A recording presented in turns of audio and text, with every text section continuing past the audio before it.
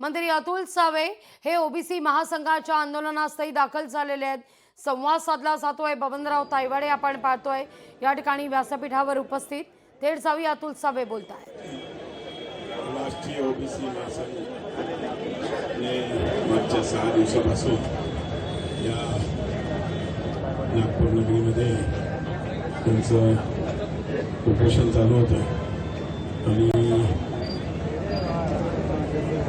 2 दिवसापूर्वीच मुंबईतले उपोषण सुटलं आणि आज इकडे राज्याचे मुख्यमंत्री आदरणीय देवेंद्रजी फडणवीस साहेब, उपमुख्यमंत्री एकनाथ शिंदे साहेब, अजितदादा पवार साहेब यांच्या सूचनेनुसार आज इकडे आमचे विधिमंडळातील सहकारी प्रणव फुकेजी, ठाकूरजी, सर्वच नागपूरमधले आमदार यांच्या उपस्थितीत माननीय आमच्या सर्वांचे आदरणीय डॉक्टर बबनराव तायवाडे साहेब यांच्या नेतृत्वामध्ये त्यांचे सगळे सहकारी, मी नाव घेत नाही पण सगळेच सहकारी इकडे त्यांनी 14 मागण्या, वेगळ्या विविध मागण्यांसाठी उपोषण चालू केलं होतं।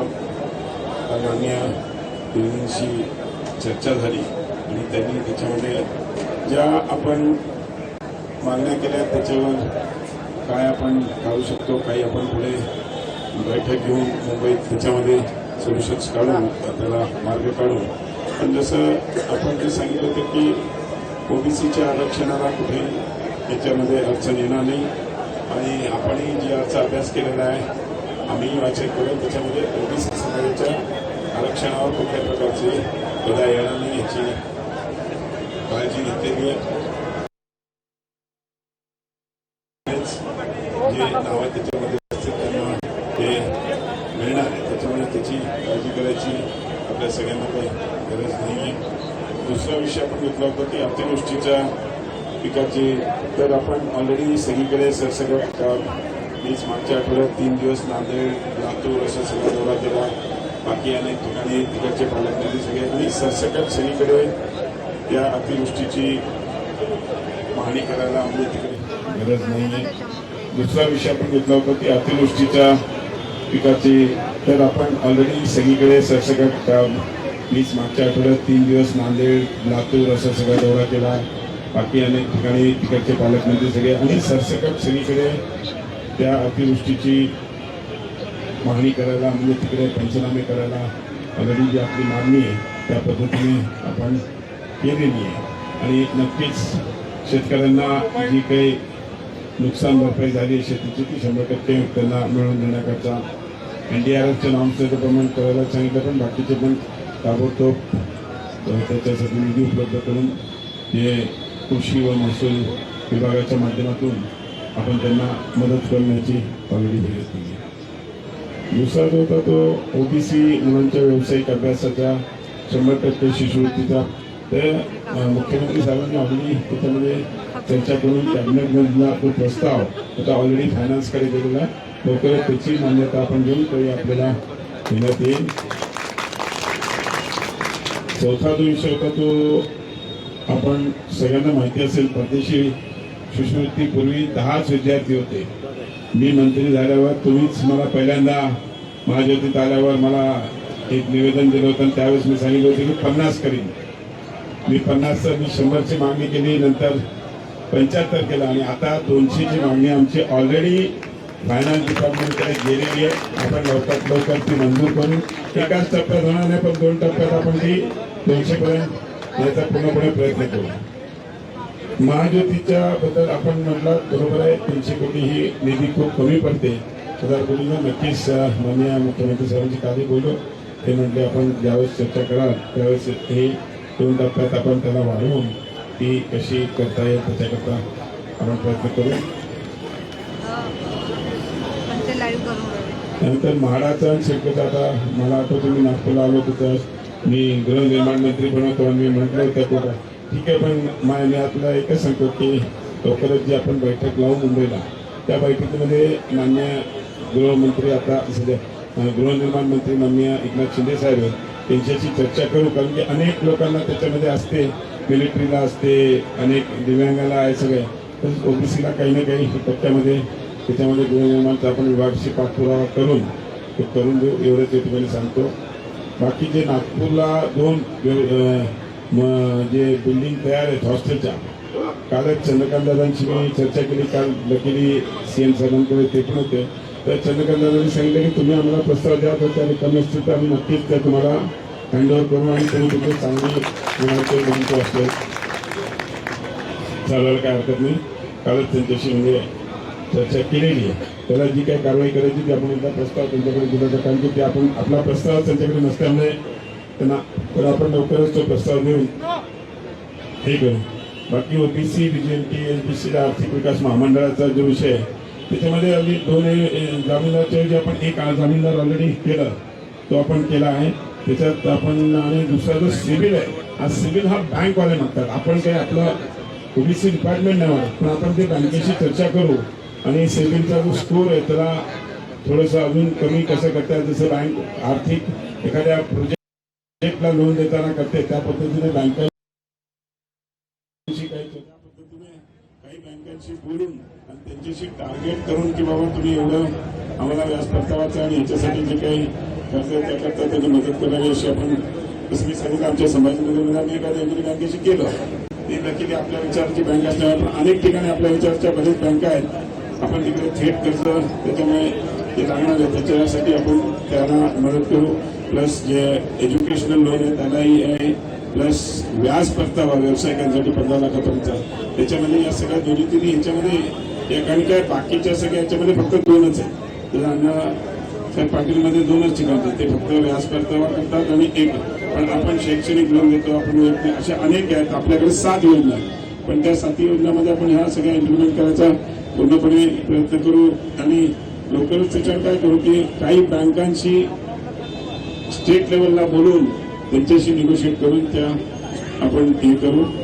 श्यामराव पेजेचं तुम्ही म्हटले बरोबर आहे, त्यांना आर्थिक या हिशोबाने मोठी तरतूद असते. पण आता रेल्वेने आपल्या जवळजवळ 18 महामंडळं सगळी तयार केली आणि प्रत्येक महामंडळाचा आजचे दिवस रजिस्ट्रेशन होतं. आता कंपनी रजिस्ट्रेशन वगैरे सगळं कंप्लीट झालेलं आहे. 5-5 कोटीचं भांडवल पहिल्या टप्प्यात दिलेलं आहे आणि पुढच्या टप्प्यामध्ये 50-50 कोटी रुपये प्रत्येकाला जर त्याचा हिशोब केला तर ती जवळजवळ 900 कोटी रुपये आपल्याला या वर्षामध्ये उपलब्ध होतील, ज्या माध्यमातून सगळ्या या महामंडळाच्या माध्यमातून जे 18 महामंडळं आपली स्थापित केलेले आहेत.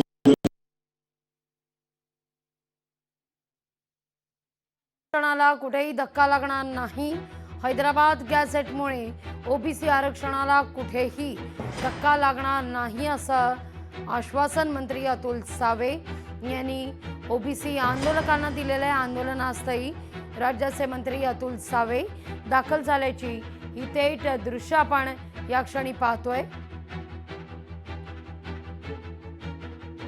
ओबीसी आरक्षणाला धक्का लागू दिला जाणार नाही असं समाजातील पण सगळ्यांना दिला पाहिजे. आपण त्याच्यामध्ये कमी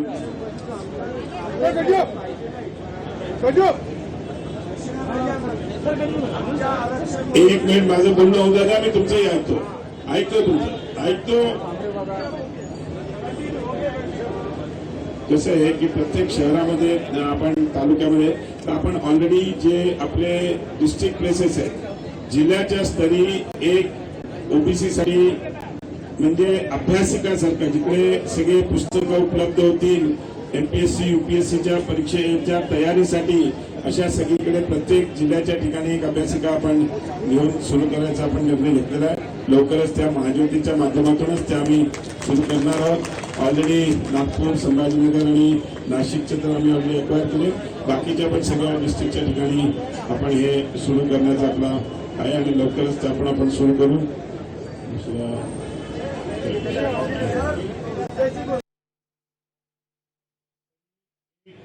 ओबीसी साठी म्हणजे अभ्यासिकासारखं जिकडे सगळे पुस्तकं उपलब्ध होतील एमपीएससी यूपीएससीच्या परीक्षेच्या तयारीसाठी अशा सगळीकडे प्रत्येक जिल्ह्याच्या ठिकाणी एक अभ्यासिका आपण घेऊन सुरू करायचा आपण निर्णय घेतलेला आहे. लवकरच त्या महाज्योतीच्या माध्यमातूनच ते आम्ही सुरू करणार आहोत. ऑलरेडी नागपूर, संभाजीनगर आणि नाशिकचे तर आम्ही ऑलरेडी एक्वायर केले. बाकीच्या पण सगळ्या डिस्ट्रिक्टच्या ठिकाणी आपण हे सुरू करण्याचा आपला आहे आणि लवकरच त्या पण आपण सुरू करू.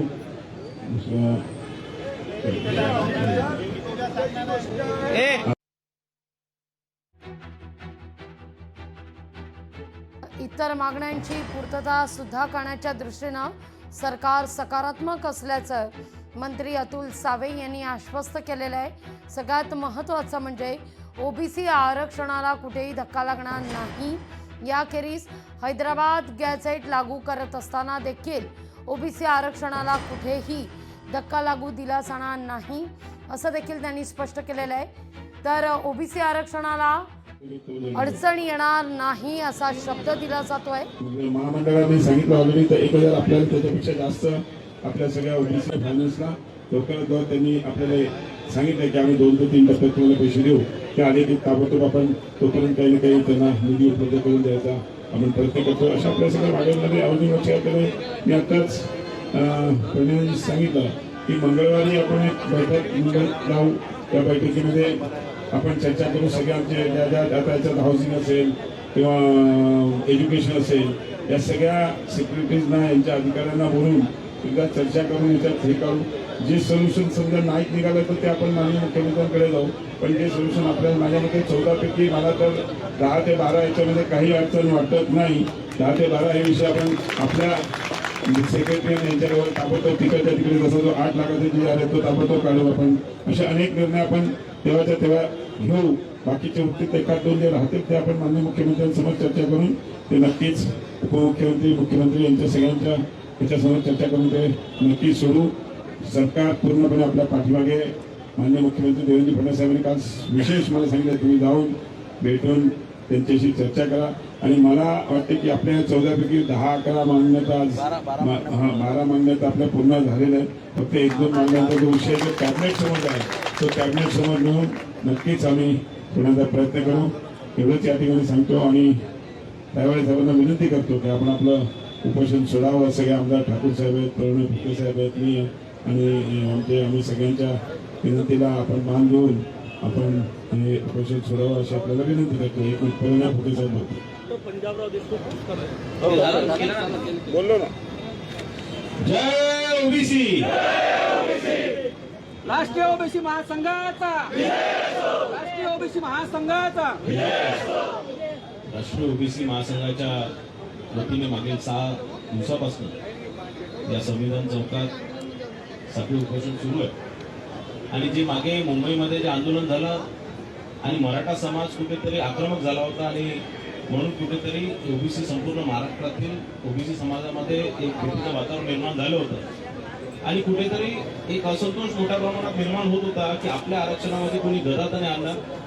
पुढाकार घेऊन माननीय डॉक्टर बबनराव तायवाडे सरांनी आणि राष्ट्रीय ओबीसी महासंघाने हे आंदोलन पुकारलं. सरकारचं लक्ष वेधलं आणि कुठेतरी महाराष्ट्राला हे दाखवून दिलं की ओबीसी ही जागृत आहे.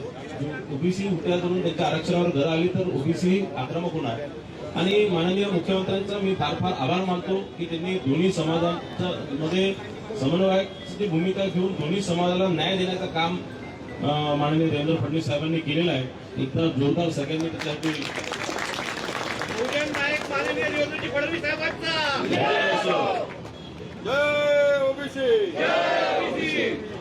आणि निश्चितच ज्या प्रकारे गोव्यामध्ये आपल्या राष्ट्रीय ओबीसी महासंघाच्या अधिवेशनात माननीय फडणवीस साहेबांनी सांगितलं की मी सदैव तुमच्या पाठीशी उभं राहणार, तुमच्या आरक्षणाला धक्का लागू देणार नाही आणि तुमच्या ज्या ज्या मागण्या त्या आम्ही पूर्ण करू. त्या सर्व मला असं वाटतं की त्यांनी त्यांचा शब्द ठेवला आणि आज माननीय अतुलजी सावे साहेबांना इथे पाठवलं. एक फार मोठी राष्ट्रीय ओबीसी महासंघाच्या एक विजय आहे की 6 दिवसाच्या उपोषणात आपल्या 12 मागण्या पूर्ण झाल्या. 14 आपल्या मागण्या होत्या, 2 याच्यात आहेत आणि आजच आम्ही इथे यायच्या आधी या सगळ्या संदर्भात स्वतः साळवे साहेब, अतुल साळवे साहेब चीफ सेक्रेटरीसोबत बोलले, फायनान्स सेक्रेटरीसोबत बोलले, ओबीसी विभागाचे सचिव ते सोबतच घेऊन आले आणि ते सगळं पुढच्या मंगळवारी या सगळ्या बैठकीचं कोणत्या तारखेला GR रिंगणार हे आपल्याला ते सांगून देतील. मला वाटतं पुढच्या महिन्याभरात हे 12 जे विषय आपले क्लिअर होते आणि शेवटचे 2 जे विषय आहेत ते माननीय फडणवीस साहेबांसोबत आपण मंगळवारी चर्चा करून काही ना काही त्याच्यातही निश्चितच मार्ग काढण्याचा आपण प्रयत्न करू. राज्य शासनाने यावेळेस फार एक चांगली सकारात्मक भूमिका घेतली. अतुल साळवे साहेब ओबीसी मंत्री झाल्यापासून आपल्या अनेक जवळपास 25-30 GR त्यांच्या माध्यमातून काढण्यात आलेलं आहे. आणि आणखीनही हे सगळे हे 12 GR निघाल्यावर मला वाटतं सर्वात जास्त देशात GR ओबीसीसाठी GR काढलेला महाराष्ट्रात हा प्रथम राज्य राहणार. आणि त्याचा सर्वात मोठं श्रेय माननीय फडणवीस साहेबांना, अतुल सावे साहेबांना आहे, पण तितकंच श्रेय डॉक्टर बबनराव तावडे सरांना सुद्धा आहे.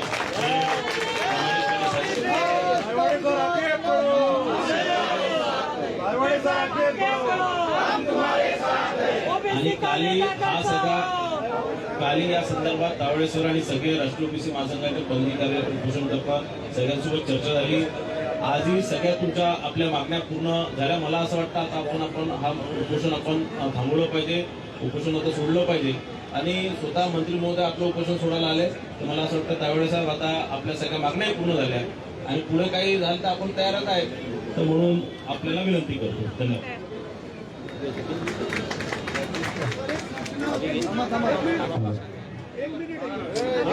महत्वाची आहे. काल सरकारने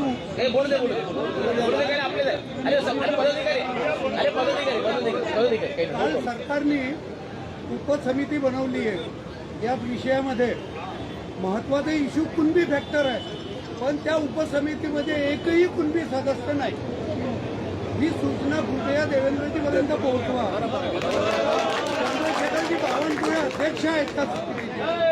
त्या समितीचे अध्यक्ष आपले ओबीसी नेता आपल्या नागपूरचे चंद्रशेखर बावनकुळे साहेब आहे आणि ते कुणबीचे जवाई सुद्धा आहे. कशा चिंता करता? मी ते म्हणतच नाही, परंतु तुम्ही, कारण की जरांगेचं जे आंदोलन होतं ते फक्त कुणबी केंद्रित होतं आणि कुणब्यांच्या नोंदीबद्दल होतं. तर कृपया ही त्या कुणबी समाजाचा प्रतिनिधित्व असणं आवश्यक आहे. दिनांक 30 तारखेपासून राष्ट्रीय ओबीसी महासंघाचं जे साखळी उपोषण संविधान चौकात सुरू होतं, या आजच्या या संविधान चौकामध्ये राज्याचे ओबीसी मंत्री अतुलजी सावे, त्यांच्यासोबत आलेले आमदार परिंद्र फुके, दुसरे ठाकूर साहेब आमदार, माजी खासदार महात्मे साहेब, सर्व राष्ट्रीय ओबीसी महासंघाचे पदाधिकारी ज्यांच्या नेतृत्वात हे आंदोलन सुरू होतं, ते राष्ट्रीय ओबीसी महासंघाचे राष्ट्रीय अध्यक्ष तायवाडे सर. आता मंत्री महोदयांनी तुम्हाला सर्वांना अवगत केलं की आपले 12 ज्या मागण्या आहेत त्या पूर्ण केलेल्या आहेत. साहेब धन्यवाद, तुमचे आभार मानतो.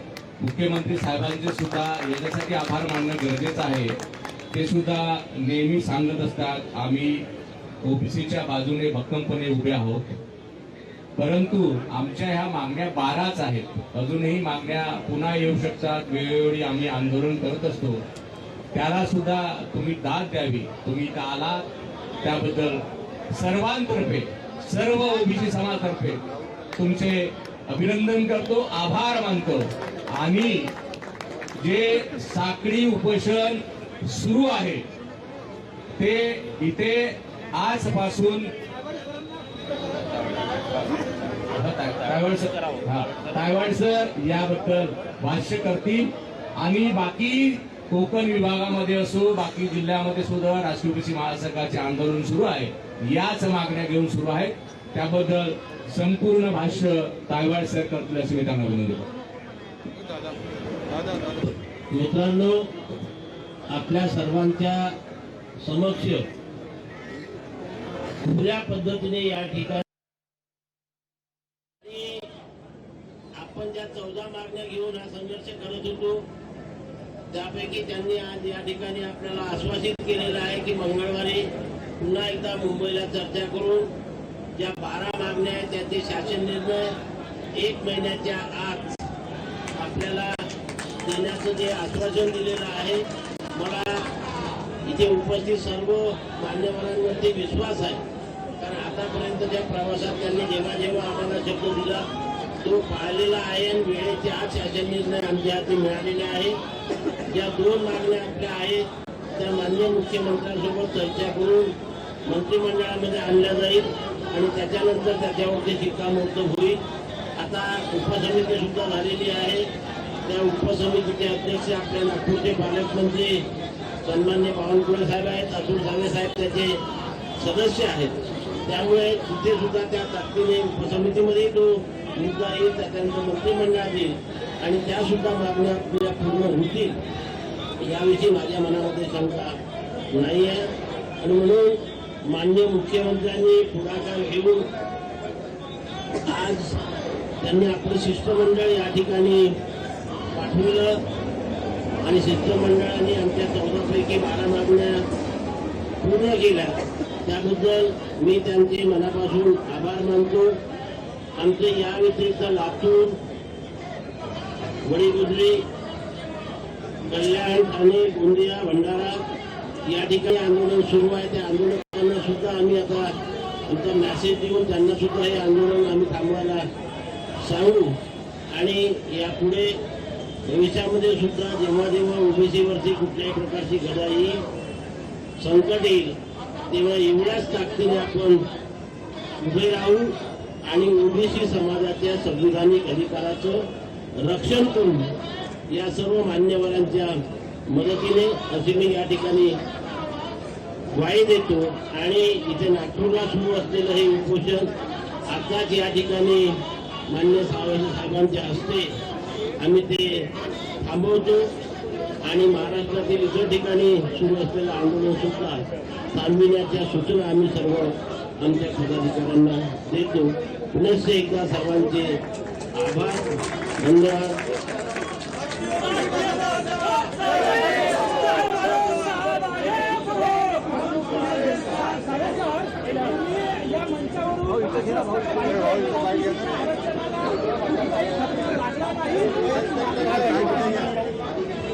माझी आपल्या सगळ्यांना विनंती आहे, जो GR काढलेला आहे त्या GR मध्ये क्लिअर कट आहे की जो हैदराबादच्या गॅझेटमध्ये ज्यांचं नाव त्याच्यामध्ये त्यांनाच मिळणार आहे, त्याच्यामुळे कुठल्याही प्रकारचा आरक्षणामध्ये ओबीसीला कुठल्याही प्रकारचा धक्का लागणार नाही.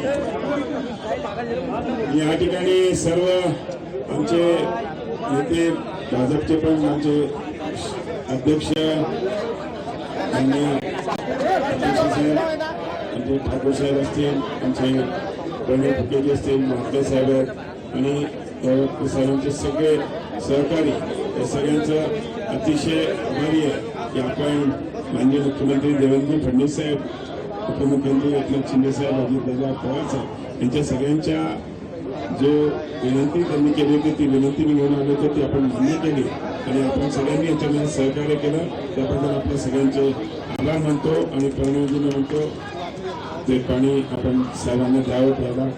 मागे मागे सर, मागे मागे मागे सरांच्या मागे सर.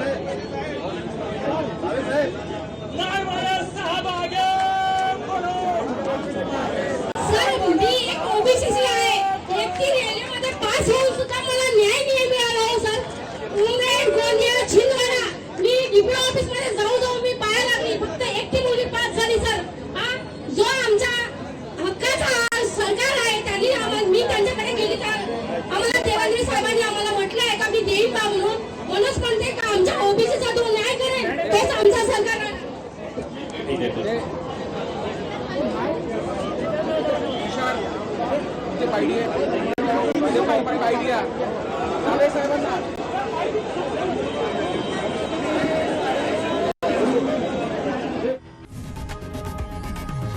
लोकशाही मराठी ऐका, पहा, जागरूक रहा.